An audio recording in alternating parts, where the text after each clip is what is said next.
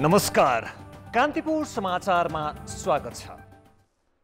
सुरु गरौं अहिलेका मुख्य समाचारबाट। प्रधानमन्त्री ओलीले प्रतिनिधि सभा विघटन गरी निरङ्कुशता लाद्न खोजेको नेकपा दाहाल खेमाको आरोप। देशभर विरोध सभा, राजनीतिका पानाबाटै ओली पत्ता साफ हुने चेतावनी। अल्पमतमा परेपछि ओली पक्षका नेतालाई प्रदेश सरकारमा टिक्नै मुस्किल। सुदूरपश्चिमका भौतिक योजना मन्त्री हटाइए। उखुको भुक्तानी नदिएर तडपाइएका किसान नारायण राय यादवको काठमाडौँमा मृत्यु। चिनी मिलबाट पाउनुपर्ने 24 लाख लिएर ऋण तिर्ने सपना अधुरै। बेलायतमा भेटिएको नयाँ कोरोना भाइरसले विश्वभर त्रास। भारत सहित 20 मुलुकमा फैलियो, नेपालमा पनि भित्रने जोखिम। र प्रधानमन्त्री कप राष्ट्रिय महिला क्रिकेट प्रतियोगितामा सुदूरपश्चिम र प्रदेश 1 को विजय सुरुवात।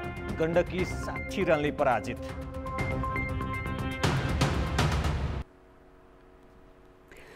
प्रतिनिधि सभा विघटनको विरोधमा सत्तारूढ नेकपाको दाहाल नेपाल समूहले आज देशभर विरोध सभा गरेको छ।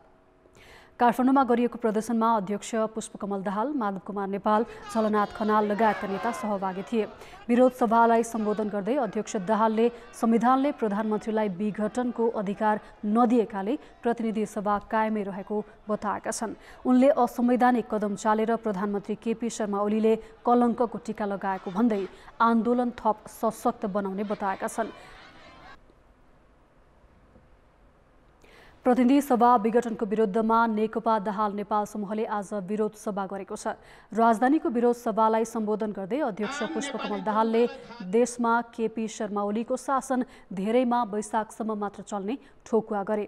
ओलीप्रति आक्रामक देखिएका सबै नेताहरूले नेकपाको आधिकारिक धार आफू भएको र चुनाव चिन्ह सूर्य पनि आफूहरूकै हुने दावी गरे। अदालतले संसद पुनर्स्थापना नभए सडकबाट संसद स्थापना गर्ने उनीहरूको भनाइ थियो।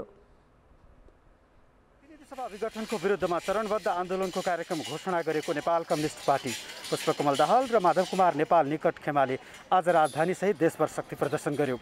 राजधानीमा भएको शक्ति प्रदर्शनमा कार्यकर्ताको उपस्थिति देखेर शीर्ष नेताहरू निकै उत्साहित देखिए। मञ्चबाट उनीहरूले प्रधानमन्त्री केपी शर्मा ओलीको कदम कुनै पनि हालतमा प्रतिगमनकारी भएको र फिर्ता गराएरै छोड्ने र प्रतिगमन विरुद्ध डटेर सामना गर्न कार्यकर्तालाई निर्देशन दिए। अध्यक्ष पुष्पकमल दाहालले त श्री 3 भनेर प्रधानमन्त्री केपी शर्मा ओलीलाई श्री 3 को संज्ञा समेत दिए। केपी ओलीलाई यदि कसैले गोटी बनाएको छ भने मलाई लाग्छ त्यस्तै हो। उनी गोटी भएको, उनी फेरि वैशाख उता उनी प्रधानमन्त्री पनि रहँदैन। नेपालको राजनीतिक इतिहासबाट तिनको पत्ता साफ हुनेवाला छ। हुनेवाला त्यही छ, हुनेवाला त्यही छ, हेर्नु होला। अनि उनीले नै चाहिँ श्री 3 महाराज धिराज हुन्छु भन्ने सपना देखेर हुनेवाला हो यो नेपाल। आजको नेपालमा, आजको विश्वमा केपी ओली जस्ता तानाशाहले जुन प्रकारले नेपाली जनताको हक र अधिकारलाई खोज्ने काम गरेका छन्, संविधानमाथि बलात्कार गर्ने काम गरेका छन्, लोकतन्त्रमाथि प्रहार गरेका छन्, त्यसले गर्दा आज हामी फेरि एकपटक सडकमा आउन बाध्य भएका छौँ। कार्यक्रममा भाषण गर्ने अधिकांश नेताले प्रधानमन्त्री केपी शर्मा ओलीलाई निरङ्कुश शैलीको संज्ञा दिँदै पार्टी विधि पद्धतिमा नचलेको र अन्तिममा लोकतान्त्रिक प्रणालीकै शिकार गरेको आरोप लगाए। उनीहरूले जनताको बलमा प्रतिनिधि सभा पुनर्स्थापित गरेरै छाड्ने आश्वासन समेत आफ्ना कार्यकर्ताहरूलाई सुनाए। केपीवाद सामन्ती संस्कृति हामीलाई चाहिँदैन, व्यक्तिवाद चाहिँदैन, गुटवाद चाहिँदैन। बैलगाडा चढेर वाशिङटन पुग्न सकिँदैन। सडकमा सानो स्वरको नारा लगाएर राजतन्त्र फाल्न सकिँदैन, गणतन्त्र ल्याउन सकिँदैन। महामहिम केपी शर्मा ओलीजीले बोल्नु भएको थियो। त्यस हुनाले उहाँलाई गणतन्त्रप्रति कुनै माया छैन, गणतन्त्रप्रति कुनै निष्ठा छैन, परिवर्तनप्रति अपनत्व बोध छैन।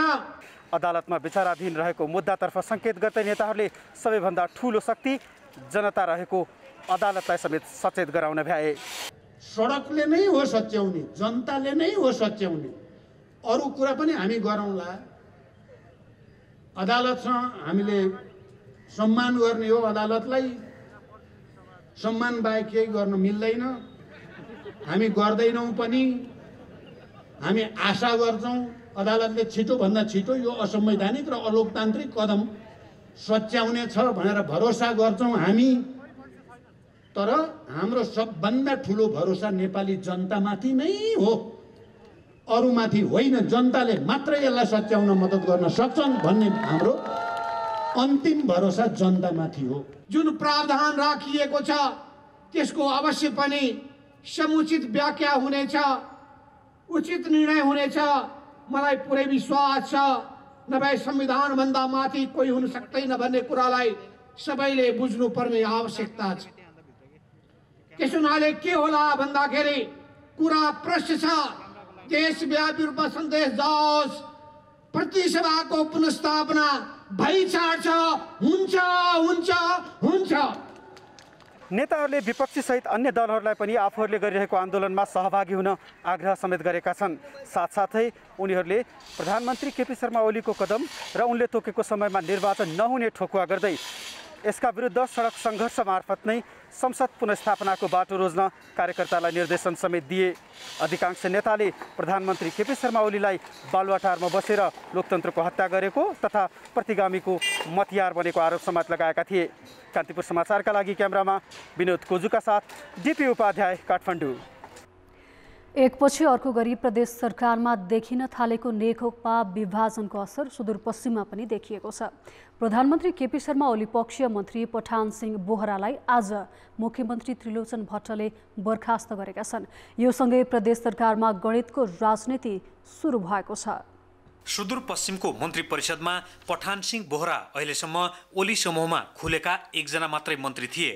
डडेलधुरा खबाट निर्वाचित बोहरा भौतिक पूर्वाधार मन्त्रीको जिम्मेवारीमा थिए।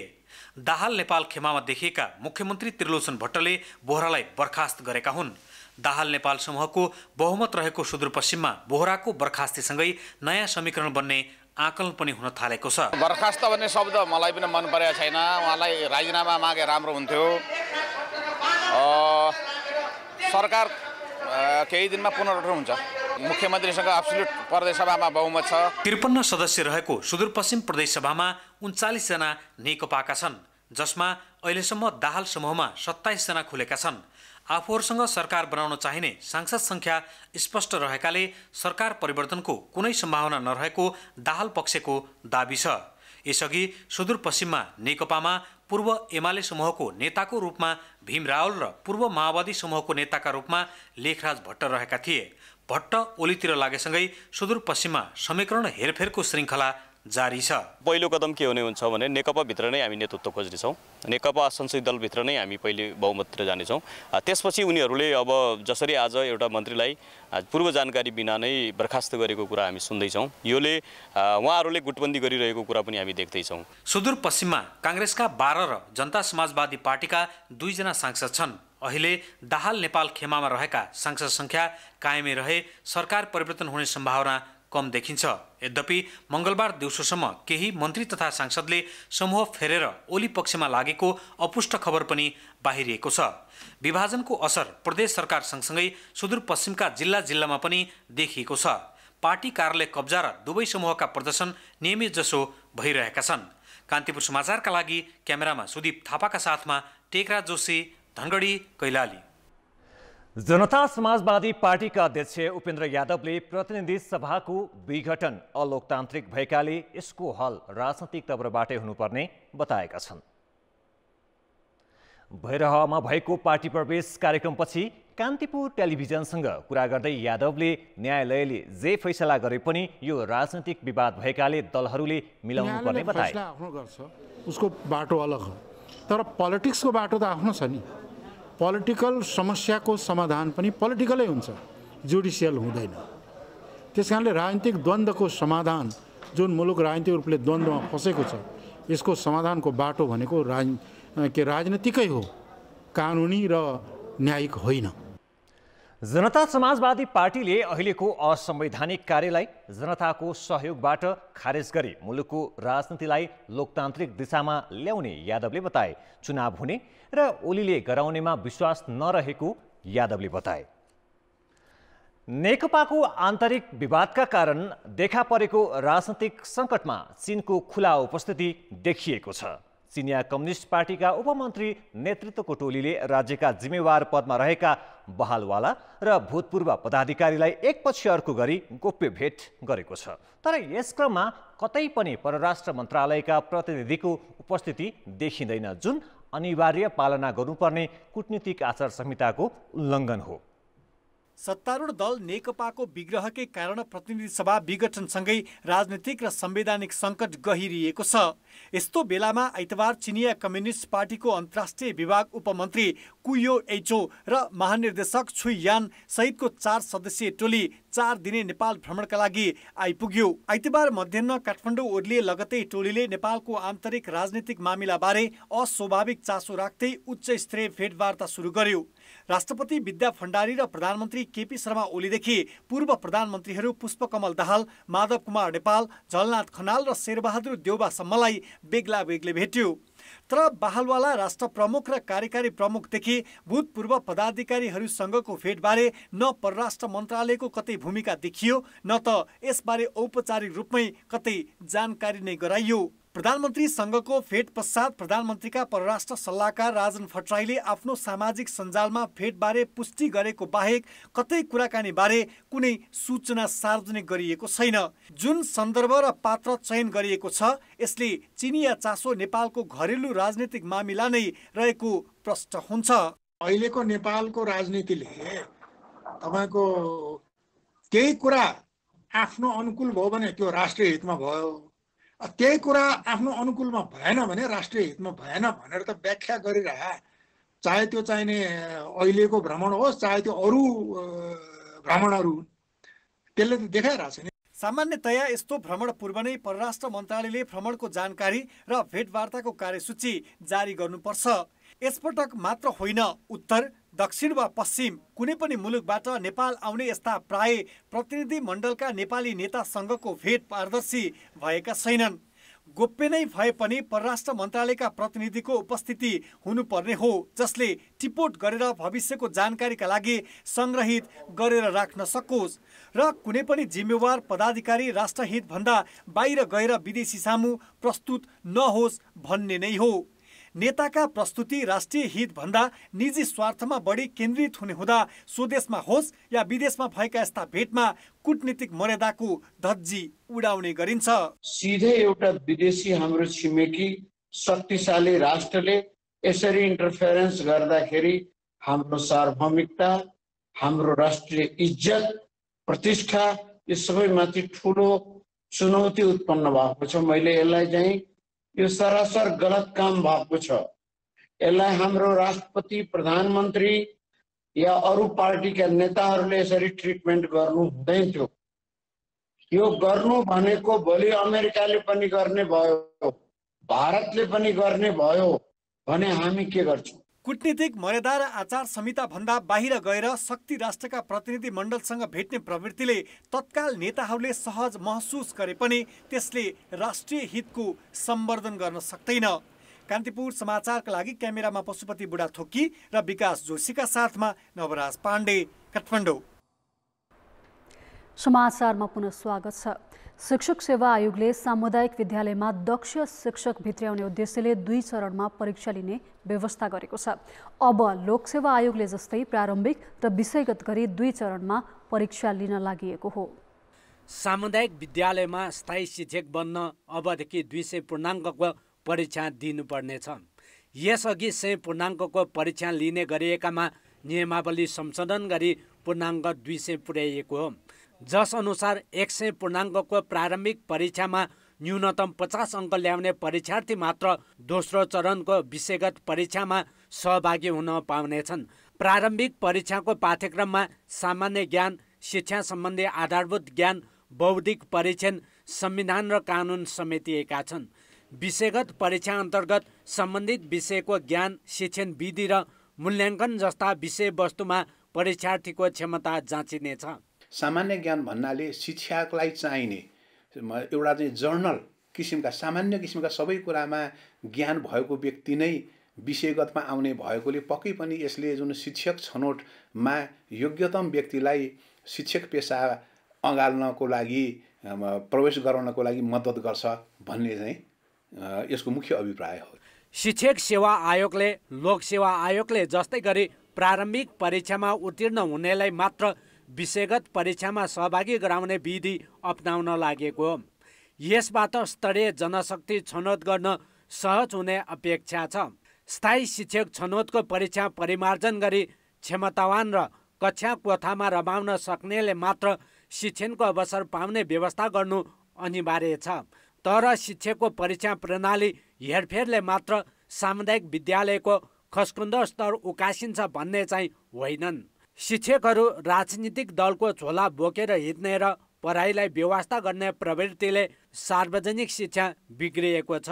एउटा शिक्षकलाई पेसामा प्रवेश गराउँदाखेरि उसको मूल कुराहरू के हुन् त, त्यो शिक्षाका एकदमै महत्त्वपूर्ण खम्बाहरू के हुन् त भन्दाखेरि एउटा टिचरको एटिच्युड पनि हो। त्यो एटिच्युडलाई उसको एटिच्युड, स्किल र नलेज तीनटा कुराहरूको जाँच हुनुपर्छ। सबभन्दा पहिले त शिक्षकहरू नै क्वालिफाइड शिक्षकहरू विथ प्र्याक्टिकल उनीहरूको स्किल हेरेर नै प्रवेश गराउनुपर्छ, एउटा कुरो। शिक्षक सेवा आयोगले पाठ्यक्रम परिमार्जन गरे पनि परीक्षा कहिले हुन्छ भन्ने चाहिँ यकिन छैन। कति दरबन्दी रिक्त छ भन्ने बारे आयोगसँग नै विवरण छैन। कान्तिपुर समाचारका लागि क्यामेरामा विनोद कोजुका साथ नारायण किलम्बु, काठमाडौँ। आफूले बेचेको उखुको भुक्तानी मागेर 2 सातादेखि काठमाडौँको माइतीघरमा आन्दोलन गरेका सर्लाहीका किसान नारायण राय यादवको हृदयघातबाट निधन भएको छ। सहकारीबाट लिएको ऋण उखुको पैसा बुझेपछि तिर्ने उनको सपना थियो, तर आन्दोलनका अगुवाले 21 दिनभित्र पैसा भुक्तान गर्ने सम्झौता गरेपछि रित्तो हात फर्कनुपर्ने दुखेसो गरिरहेका 65 वर्षीय यादव घर पुग्नै पाएनन्। खेतको उखु बेचेको पैसा वर्षौंदेखि चिनी मिलले नदिएपछि सर्लाहीका किसान नारायण राय यादव कठ्याङ्ग्रिदो जाडो सहेरै सिंहदरबारको ढोका ढकढक्याउन सर्लाहीबाट काठमाडौँ आएका थिए। उनी आफूले बेचेको उखुको पैसा 24,65,000 का लागि हारगुहार गर्दै माइती घरको चिसो सडकमा दिनभर बस्थे। आफ्नो मेहनतको पैसा पाउन यता यस्तो सङ्घर्ष गर्नु परिरहेको थियो भने उता सहकारीबाट लिएको 18 लाख रुपैयाँ ऋणको ब्याज बढेको बढै थियो। ऋण बढेर 22 लाख पुगे पनि तिर्ने सपना टुटेको थिएन। तर सोमबार आन्दोलनका अगुवाले 21 दिनभित्र पैसा पाउने गरी सरकारसँग सहमति गरेपछि उनलाई रित्तो हात घर फर्किनु पर्ने पिरलोले सताएको थियो। पैसा नदिए गाउँ फर्किँदा बैंकको ऋण कसरी तिर्ने भन्ने तनावमा परेका यादव अचानक हृदयघातको शिकार भए। बिहानपख अस्पताल पुर्याइएका उनको शहीद गङ्गालाल राष्ट्रिय हृदय केन्द्रमा निधन भयो। आन्दोलनकै क्रममा उहाँहरूले अब आश थियो उहाँको पैसा पाउँछु आश भनेर अलिकति मनोबल बढाएर बस्नुभएको थियो। तर जुन किसिमले सम्झौता गरियो, सम्झौता गरेर जब उहाँलाई थाहा भयो कि अब 21 दिनसम्म सरकारले फेरि झुलायो, अब 21 दिनपछि दिन्छ कि दिँदैन भनेर उहाँहरूले जुन किसिमले एउटा अविश्वासको वातावरण सिर्जना भएर उहाँ अलिकति त्यसलाई थाम्न सक्नु भएन। हामीले के लाग्छ भने त्यो थाम्न नसकेर उहाँले सकिङ भए जस्तो हामीलाई फिल हुन्छ। मङ्सिर 28 देखि सुरु भएको आन्दोलनपछि चिनी उद्योगीले थोरै रकम किसानको बैंक खातामा राख्दा अन्नपूर्ण सुगर एन्ड जनरल इन्डस्ट्रिजले यादवको खातामा 1,60,000 जम्मा गरिदिएको थियो। अझै 23 लाख भुक्तानी हुन बाँकी छ। संघर्ष समितिले सोमबार सरकारसँग 4 बुँदे सहमति गरेपछि आन्दोलन स्थगित भयो। गोठाटारको एक मन्दिरमा बस्दै आएका यादव सम्झौतापछि साँझदेखि नै पैसा नपाइने हो कि भन्ने तनावमा थिए। उहाँले भन्नुभयो राति हम 11 बजे, मान्यजी मेरो पैसा पाएन, अब आन्दोलन पनि समाप्त भइसक्यो, अब मलाई घर जानु छ, के गरौँ, म त ब्याङ्कले पैसा तिर्ने छ। ठिक छ, भोलि बिहान कुरा गर्छु। फेरि भोलि उहाँको एकजना भतिजाले फोन गर्नुभयो, यस्तो यस्तो भयो, उहाँलाई तबियत खराब हो, बेहोस भन्नुभयो, तपाईँ हस्पिटलमा गए। म उहाँबाट फेरि गङ्गालाल लिए, हामी मृत्यु भयो। घरमा आराम गरेर बस्नुपर्ने उमेरमा सर्लाहीदेखि काठमाडौँमा आएर चिसो सडकमा आन्दोलन गर्दा गर्दै यादवले 16औं दिनमा ज्यान गुमाउनु पर्ला भन्ने कसले सोचेको थियो र तर किसान मार्न पाइँदैन भन्दै आन्दोलन गरेका तिनै किसानले पैसा त के जिउँदो अवस्थामा घरसम्म पुग्न पाएनन्। उखुको पैसा माग्दा माग्दै सहयात्रीले ज्यान गुमाउनु परेपछि आन्दोलनरत अरू किसानलाई पनि स्तब्ध बनाएको छ। कान्तिपुर समाचारका लागि क्यामेरामा विकास जोशीका साथ सर्लाहीबाट सहकर्मी ओम प्रकाश ठाकुर र सुबिन्द्र श्रेष्ठ, काठमाडौँ। नयाँ प्रकारको कोरोना भाइरस भारतमा देखिएपछि नेपालमा पनि भित्रने भय बढेको छ। एकातिर भारतसँग खुला सीमा र अर्कातिर निर्वाध आवतजावतले नयाँ भाइरस भित्रने भय बढेको हो। तर यो जोखिमप्रति सरकारले भने चासो दिएको छैन। भारतमा मंगलबार 6 जनामा द्रुत गतिमा फैलिने कोरोना भाइरस संक्रमण पुष्टि भयो। ती सबै नयाँ भाइरसको स्रोत मुलुक बेलायतबाट फर्किएकाहरू हुन्। बेलायतबाट भारतमा भित्रिएको भाइरस नेपालमा पनि आउने जोखिम छ, किनभने एकातिर भारतसँग नेपालको सीमा खुला छ भने अर्कातिर एक देशबाट अर्को देशमा जान रोकटोक छैन।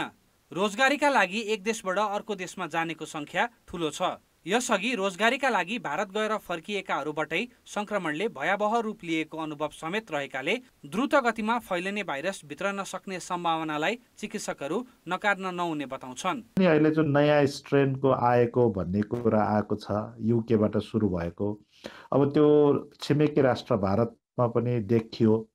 अब हाम्रो मुलुकमा पनि देखिँदैन भन्ने त हामी भन्न सक्दैनौँ, यो आउन सक्छ। त्यसबाट पनि हामी बच्नु चाहिँ पर्छ नै। नयाँ प्रकारको भाइरस यस अघिको भन्दा 70 गुणाले फैलने वैज्ञानिकहरूले बताएका छन्। यसले पनि जोखिमको मात्रा औल्याउँछ। तर सरकारले अहिलेसम्म बेलायतबाट हुने यात्रामा प्रतिबन्ध लगाउने बाहेक कुनै सावधानी अपनाएको छैन। हामीले कोभिडका सन्दर्भमा जसरी एकपछि अर्को काम गर्दै चरणबद्ध गयौँ, त्यसै अनुसार यो संक्रमणको अवस्था हेरेर सबै चरणबद्ध तरिकाले अगाडि जानुपर्ने हुन्छ।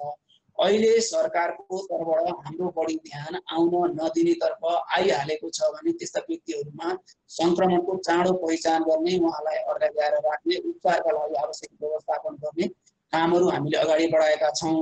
बेलायतबाट नेपाल आएका 5 जनामा संक्रमण पुष्टि भइसकेको छ। तिनीहरूमा देखिएको भाइरस नयाँ प्रकारको हो होइन भन्ने चाहिँ पहिचान भएको छैन। सावधानीमा व्यवस्था गरे संक्रमण अहिले भन्दा भयावह हुनेमा दुई मत छैन। तर जोखिमलाई सरकारले मात्र होइन, राजनैतिक दलहरूले पनि सभा र जुलुस गरी व्यवस्था गरिरहेका छन्। कान्तिपुर समाचारका लागि कृपाल गौतम, काठमाडौँ।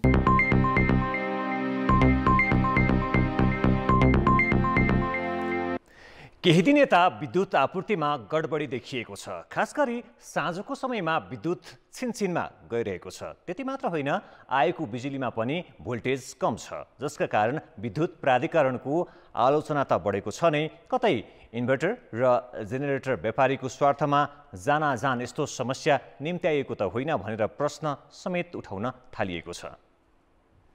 मंगलबार साँझ 6:08 काठमाडौँ तिनकुनेमा पूर्व सूचना बिनै विद्युत गयो। त्यसको 1 मिनट नबित्दै आयो। 5 मिनटपछि तिनकुने नयाँ बानेश्वर लगायत क्षेत्र फेरि अन्धकार भए। 1 मिनट नबित्दै फेरि बिजुली आयो। 15 मिनटमा यो समस्या 5 पटक दोहोरियो। विद्युतमा यस्तो गडबडी भएको यो पहिलो पटक होइन। सोमबार साँझ पनि यस्तै समस्या देखिएको थियो। यो काठमाडौँमा मात्र देखिएको समस्या होइन। सोमबार साँझ 6:27 चन्द्रनिगाहपुरदेखि कोहलपुरसम्मको भाग पुरै अन्धकार भयो। विद्युत आपूर्तिमा गडबडीलाई ग्राहकले स्वाभाविक मानेका छैनन्। कतै इन्भर्टर र जेनेरेटर बिकाउने व्यापारीको स्वार्थमा विद्युत प्राधिकरणले साथ दिइरहेको त होइन भनेर प्रश्न उठाउन थालिएको छ। यो प्रश्न किन पनि अस्वाभाविक होइन भने लोड सेडिङ अन्त्य गरेका कुलमान घिसिङ प्राधिकरणको कार्यकारी निर्देशकबाट भदौ अन्तिममा बाहिर लगत्तै पनि छिनछिनमा बिजुली जाने समस्या देखिएको थियो। हिउँद याममा विद्युतको उत्पादन घटेपछि अहिले यो समस्या झनै बढेको छ। यसले ग्राहकको मनमा चिसो फसेको हो। अहिले अधिकांश सरकारी संस्थान सार्वजनिक संस्थाहरूमा कुशल व्यवस्थापन त्यो हिसाबले छैन। अब तपाईको कुशल व्यवस्थापन भनेको पहिला त योजना हुनु पर्यो। योजनाबद्ध तरिकाले अब आगामी हामीलाई कति बिजुली चाहिन्छ, अनि कहाँ कहाँ समस्या हुनसक्छ, कुन कुन मर्मत सम्भार कहिले गर्ने, एउटा तपाईँको रुटिन बनाएर त्यसपछि एउटा साङ्गठनिक संरचना चाहियो। यो कामको लागि यस्तो खालको संरचना भयो भने हुनसक्छ भनेर त्यसपछि तदनुरूप जनशक्तिको व्यवस्थापन गर्नु पर्थ्यो। जाडो बढेपछि बिजुलीको माग बढेर 1457 मेगावाट पुगेको छ। यो माग 1 वर्ष अघिको तुलनामा 50 मेगावाट बढी हो। तर खोलामा पानीको बहावमा कमी आएकाले उत्पादन भने घटेको छ, जसका कारण माग धान्न भारतबाट आयात बढाउनु परिरहेको छ। अहिले खपत भइरहेको बिजुलीको 40% हिस्सा भारतबाट आयात गरिएको हो। प्राधिकरण भने विद्युतमा गडबडीमा प्राविधिक समस्या देखाउँछ। 72 मेगावाटको मध्य मर्स्याङ्दीमा पानी कम भएर एउटा युनिट बन्द गर्नु परेकाले र त्यसको सट्टामा भारतबाट आयात बढाई मुजफ्फरबाट चन्द्र निगाहपुर जाने प्रसारण लाइनमा 220 मेगावाट प्रवाह गर्न खोज्दा प्रणालीले नधानेकाले छिनछिनमा बिजुली गएको प्राधिकरणको प्रष्टीकरण छ। अहिले भर्खरको पेन बढी लाग्छ नि त, भर्खरको दुखाइ बढी हुन्छ, पुरानो अलिकति कम लाग्छ। त्यसले गर्दा यो बढी गएको कि जस्तो लागेको पनि हो। र अरू पनि अब यहाँ व्यवस्थापन परिवर्तन भएको हुनाले त्यसले गर्दाखेरि पनि मान्छेलाई ए भन्ने खालको चाहिँ लाग्यो होला, तर तथ्याङ्कले त्यो देखिँदैन। र लोड सेडिङको लागि त कुनै शङ्कै छैन। हामीले आवश्यक बिजुली व्यवस्था जति पनि भारतबाट पनि ल्याउँछौँ र हाम्रो आन्तरिक उत्पादन पनि वृद्धि भएको छ। प्रसार लाइनका तार कम क्षमताका भए त्यसमा सुधार गर्ने जिम्मेवारी प्राधिकरणको हो। प्राविधिक समस्या देखाएर उम्किने छुट प्राधिकरणलाई छैन। कान्तिपुर समाचारका लागि श्याम श्रेष्ठ र पशुपति बुढाथोकीका साथ सुदिल पोखरेल, काठमाडौँ। अरूका कमजोरी पत्ता लगाइदिएर पनि आम्दानी गर्न सकिन्छ भन्दा तपाईँलाई अचम्म लाग्न सक्छ। तर प्रविधिमा व्यस्त कतिपय युवाहरू फेसबुक, इन्स्टाग्राम लगायत सामाजिक सञ्जाल र विभिन्न वेबसाइटहरूका प्राविधिक कमजोरी पत्ता लगाएर राम्रो कमाइ गरिरहेका छन्। काठमाडौँमा बस्ने स्याङ्जाका 22 वर्षीय सौगात पोखरेलले सामाजिक सञ्जाल फेसबुकमा सुरक्षा सम्बन्धी त्रुटि फेला पारेर 13,000 अमेरिकी डलर कमाए। त्यसो त सौगातले गत वर्ष पहिलोपल्ट गल्ती पहिलाउँदा नै 2,000 डलर पुरस्कार पाएका थिए। त्यसपछि उनलाई यसप्रति रुचि बढ्दै गयो र उनको काम नै सामाजिक सञ्जाल र वेबसाइटहरूको त्रुटि पत्ता लगाउने बन्न पुग्यो। यो चाहिँ एउटा गोपनीयता सम्बन्धी चाहिँ एउटा ठुलो के भन्छ समस्या जस्तो थियो। त्यो कारणले गर्दाखेरि चाहिँ त्यो कुरा चाहिँ मैले पत्ता लगाएँ। त्यो कारणले गर्दा उहाँले चाहिँ मलाई $13,125 चाहिँ रिवार्ड दिनुभयो। अब फेसबुकमा अनावश्यक चाहिँ त्यो स्क्रोल मात्रै गरेर च्याट मात्रै गरेर भन्दा पनि यो आफूले चाहिँ अलिकति रिसर्च बेस्ड भएर सिक्ने कुरामा, जान्ने कुरामा चाहिँ आफ्नो ध्यान केन्द्रित गर्नुभयो भने चाहिँ भविष्यको लागि धेरै राम्रो हुन्छ, यही भन्न चाहन्छु। फेसबुक, इन्स्टाग्राम, ट्विटर जस्ता चर्चित सामाजिक सञ्जाल र वेबसाइटहरूमा रहेका प्राविधिक गल्तीहरू पहिल्याएर सम्बन्धित कम्पनीलाई जानकारी गराई पुरस्कार प्राप्त गर्ने प्रक्रियालाई बग बाउन्टी भनिन्छ।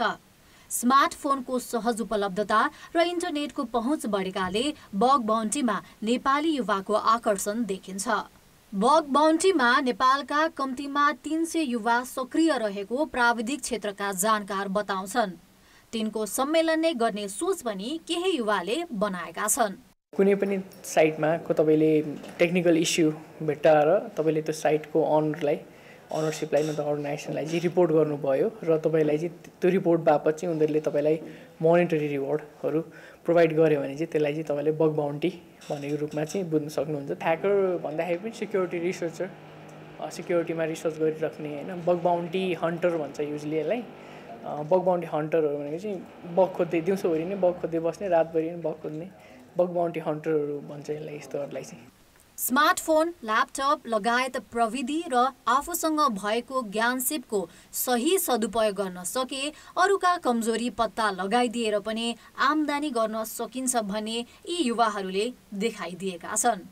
कान्तिपुर समाचारका लागि क्यामेरामा राजेन्द्र महर्जनका साथ रुबिना थापा, काठमाडौँ। अब जनमतको अन्तिम परिणाम। जनमतमा हिजो हाम्रो प्रश्न थियो, उखु किसानका समस्याको दीर्घकालीन समाधानको लागि के गर्नु पर्ला? ए, नगदमै कारोबार, बी, अटेर उद्योगीलाई कारबाही र सी, उद्योगको क्षमता विस्तार।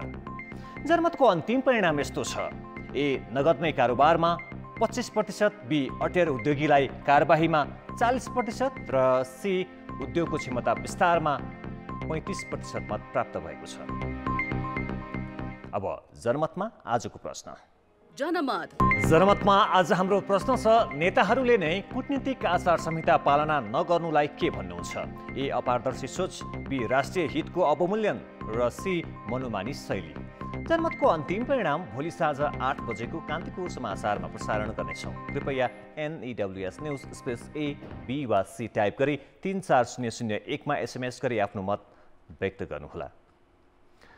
आर्थिक, सामाजिक र शैक्षिक रूपमा पछाडि परेका डोम, मुसहर, चबार र हलखोर समुदायको घर निर्माणको लागि प्रदेश 2 मा जनता आवास कार्यक्रम ल्याइए पनि समयमा निर्माण सम्पन्न नहुँदा 5000 भन्दा बढी घर परिवार बिचल्लीमा परेका छन्। पक्की घर बनाइदिन्छु भन्दै प्रदेश सरकारले भएका छाप्रो पनि भत्काइदिएपछि तराईको शीतलहरमा मुसहरलाई ओत लाग्न समेत समस्या भएको छ। तराईमा चिसो हावासँगै शीतलहर चल्ने क्रम सुरु भएको छ। पक्की घर बनाइदिन्छु भन्दै प्रदेश 2 सरकारले जनता आवास कार्यक्रम अन्तर्गत भएको छाप्रो समेत भत्काइदिएपछि धनुषा, महोत्तरी, सर्लाही लगायतका जिल्लामा 5000 भन्दा बढी घर परिवारका मुसर समुदाय 1.5 वर्षदेखि छाप्रो मुनि बस्दै आएका छन्। दैनिक ज्याला मजदुरी गरी घर परिवारको गुजारा गर्दै आएका यिनीहरूलाई चिसो सिरेटोमा ओत लाग्न र रात काट्ने मुस्किल छ। समस्या है कि जारने लड़का सब ने कठवाई नहीं सने नहीं जात चदरा चढ़ा भी नहीं कहत इस साल लगा देल की आ कई बार 6 महीना न 6 महीना न भए 6 महीना न भेले। धनुषाको बसहियामा मुसर परिवारको घर बनाउने स्थानका बारेमा विवाद भएपछि उच्च अदालतको निषेधाज्ञापछि जग र पिलरका रडहरू उभिए पनि 1.5 वर्षदेखि काम रोकिएको छ। गुठीको सार्वजनिक जग्गामा काम नगर्न भनिए पनि मुसरको निजी जग्गामा समेत प्रदेश सरकारले पक्की घर बनाउन सकेको छैन। हमरा सब जे झोपड़ी रहे उ सब नहीं तोड़बैते नहीं बन देती त लेकिन तोड़बा के कुर्सी करवा के तब हमरा सबके जे विवाद डाल देलकै, मुद्दा दे देलकै, घर नहीं बने देलकै। जनता आवास कार्यक्रम अन्तर्गत संघीय सरकारको अनुदान सहयोगमा प्रदेश 2 सरकारले 8 वटा जिल्लामा 17950 वटा घर बनाउने लक्ष्य लिएको छ। सबैभन्दा बढी सर्लाहीमा 1388, महोत्तरीमा 488 र धनुषामा 238 वटा घर बने पनि अन्य जिल्लामा निर्माण कार्य शून्य छ। म्याथप हुने बित्तिकै हामीले यो महिनाभित्रै 1000 घर एकदम रेडी छ, हामी बुझाउँछौँ। जनता आवास कार्यक्रम कार्यान्वयन कार्यविधि 2075 अनुसार सबै प्रक्रिया पूरा गरेपछि मुसर परिवारलाई जस्ताको छाना भएको बरण्डा सहितको 2 कोठे घर र शौचालय निर्माण गर्न प्रति परिवार 3.5 लाख रुपियाँ विनियोजन गरिएको छ। सस्तो लोकप्रियताकै लागि प्रदेश सरकारले जग्गाको व्यवस्था बिनै पक्की घर बनाउन भनिएका छाप्रा पनि भत्काइदिएपछि मुसहरहरू घरबार विहीन भएका हुन्। कान्तिपुर समाचारका लागि अमरकान्त ठाकुर, बसहिया, धनुषा। अब जनताको आवाज। गाउँ बस्तीमा सडक पुर्याउने नाममा जथाभावी डोजर र स्काभेटर चलाउने क्रम रोकिएको छैन। पहाडका अग्ला डाँडा र जङ्गल क्षेत्रमा वातावरणीय प्रभाव मूल्याङ्कन नै नगरी जथाभावी डोजर चलाउँदा बर्खायाममा पहिरोको जोखिम समेत बढेको छ। यसै सन्दर्भमा हामीले सिन्धुपाल्चोकमा सोधेका छौँ, पूर्वाधार विकास गर्दा कसरी वातावरण जोगाउन सकिएला? जनताको आवाज। बाटोहरू जाई पानी पन्देराहरू जे पनि अब मिसिन लाउनु पर्यो भने नि तपाईँको के भने सर्वे गरेर मात्रै गरे धेरै राम्रो होला। खनेको माटो आउँछ नि जुन, त्यसलाई चाहिँ अब जुन खाली ठाउँमा लगेर राख्ने अनि त्यही जुन जङ्गलभित्र नै नछोडेर खाली ठाउँमा राख्यो भने चाहिँ जङ्गल पनि जोगाउन सक्छ। पहिरो भेटेर खनेर त्यसको माटो लगेर खोल्चातिर लगेर खनाइदिने, त्यो कारणले अन्त्य लगेर राम्रोसँग बनायो भने के हुन्छ, नत्र भने अब यस्तै पहिल्यै जस्तै हिसाब किताब भने चाहिँ अब वर्षपछि खन्यो, वर्षपछि पुर्यो, यस्तो क्षति भइरहने हेर्न आइरहनु पर्ने, अब गाउँले भाग हुने। तलमाथि देखाएर गरेर खन्देदेखि वन जङ्गल पनि नासिँदैन थियो, खेतबारी नासिँदैन थियो। खाली ठाउँमा लगेर माटो खनाउनु पर्यो, के गरेर नछोकिदिनु पर्यो, राम्रोसँग खोजा खाल्ची ढलन गर्नु पर्यो। यो खाँदलाई अब वृक्षरोपण गरेर यो भल्ला उता खोलामा लगेर कटाइदिए भए त अलि त्यति क्षति हुन्थ्यो नै जस्तो लाग्छ। लडेको रुखहरू पन्छाएर त्यहाँ चाहिँ अरू यस्तो सल्लोहरू ल्याएर बिरुवा ल्याएर रोप्नु पर्यो। बस्तीभन्दा माथिबाट बाटो नखनु, कहाँबाट मिल्छ त्यहीँबाट खनु, यस्तो बस्ती नबिगार्नु। हामी बालका केरकेरी आइमै बसेर बाँस खोज्न जानु पर्यो भयो अन्त।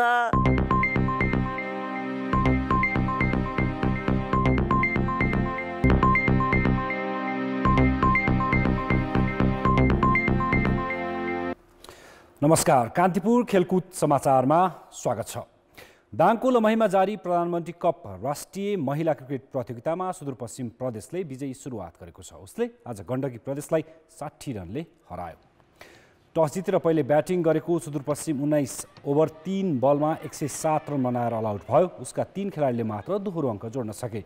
मन्जु बोगटीले 10, बिन्दु रावलले 13 र रेवती धामीले 27 रन बनाए पनि अन्य खेलाडी सस्तैमा बाहिरिए।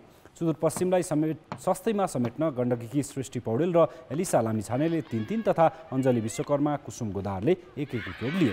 108 रनको लक्ष्य पछ्याएको गण्डकीले 20 ओभरमा 6 विकेटको क्षतिमा मात्र 48 रन बनायो। उसका कुनै पनि खेलाडीले दोहोरो अङ्क बनाउन सकेनन्। सृष्टि पौडेलले बनाएको 8 रन नै सर्वाधिक हो। सुदूरपश्चिमकी सुनिता लोहारले 2 विकेट लिइन्। प्रधानमन्त्री कप अन्तर्गत नै प्रदेश 1ले विजयी सुरुवात गरेको छ। उसले आज बागमती प्रदेशलाई 46 रनले हरायो। लमही क्रिकेट मैदानमा टस जितेर पहिले ब्याटिङ गरेको प्रदेश 1ले 20 ओभरमा 5 विकेटको क्षतिमा 106 रन बनाएको थियो। कप्तान रुबिना छेत्रीले अर्धशतक बनाइन्। प्रदेश 1को सुरुवात भने खराब रह्यो। उसले खाता खोल्न नपाउँदै ओपनर काजल श्रेष्ठलाई गुमाएको थियो। रोमा थापा र लकिता राजवंशी 4-4 तथा अप्सरी बेगमले 16 रन बनाइन्।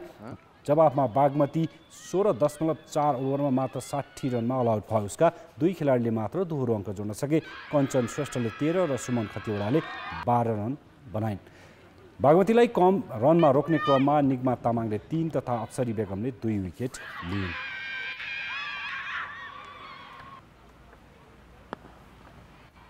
कान्तिपुर खेलकुद समाचार अहिले यति नै। धन्यवाद रोशन। अब मौसम सम्बन्धी जानकारी।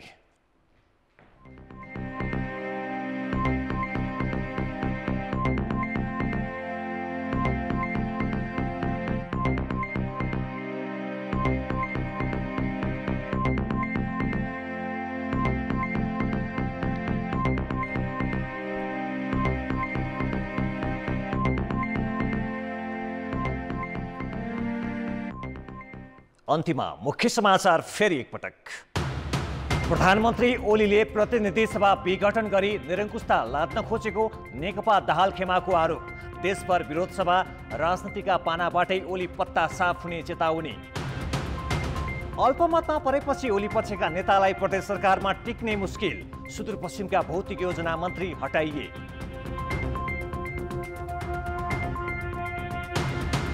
उखुको भुक्तानी नदिएर तडपाइएका किसान नारायण राय यादवको काठमाडौँमा मृत्यु। चिनी मिलबाट पाउनुपर्ने 24 लाख लिएर ऋण तिर्ने सपना अधुरै। बेलायतमा भेटिएको नयाँ कोरोना भाइरसले विश्वभर त्रास। भारतसहित 20 मुलुकमा फैलियो, नेपालमा पनि भित्रने जोखिम। र प्रधानमन्त्री कप राष्ट्रिय महिला क्रिकेट प्रतियोगितामा सुदूरपश्चिम र प्रदेश 1 को विजयी सुरुवात। गण्डकी र बागमती पराजित।